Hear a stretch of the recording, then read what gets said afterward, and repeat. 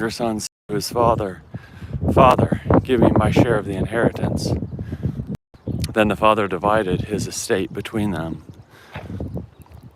Soon afterward, the younger son gathered everything together and took a trip to a land far away. There he wasted his wealth through extravagant living.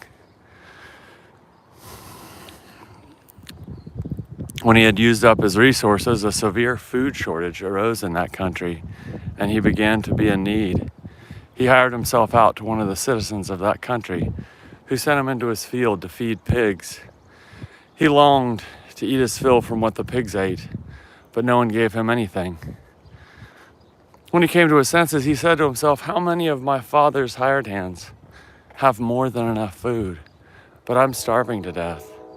I will get up and go to my father and say to him, 'Father, I have sinned against heaven and against you. I no longer deserve to be called your son. Take me on as one of your hired hands.'" So he got up and went to his father. While he was still a long way off, his father saw him and was moved with compassion. His father ran to him, hugged him, and kissed him.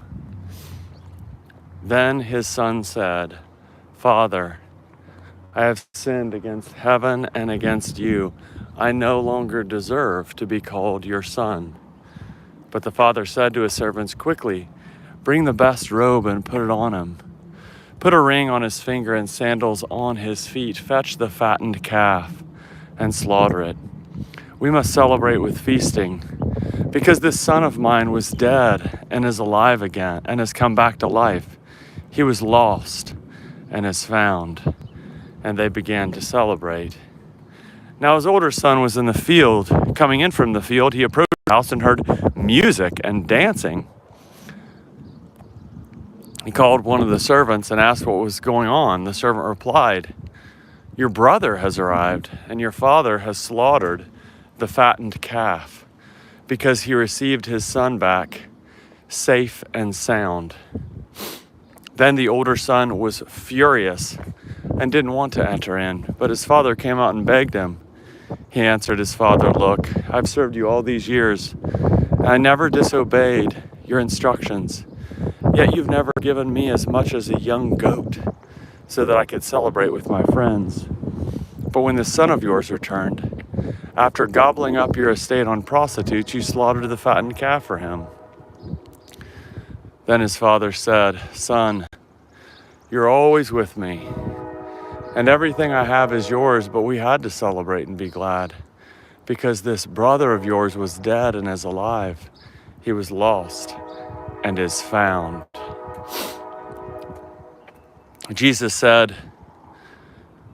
also said to the disciples, "A certain rich man's land heard that his household manager was wasting his estate. He called the manager in and said to him, 'What's this I hear about you? Give me a report of your administration, because you can no longer serve as my manager.' The household manager said to himself, 'What shall I do? What will I do? I have no place to... What will I do now that my master is firing me as his manager? I'm not strong enough to dig and too proud to beg. I know what I'll do so that when I'm removed from my management position, people will welcome me into their houses.' One by one, the manager sent for each person who owed his master money.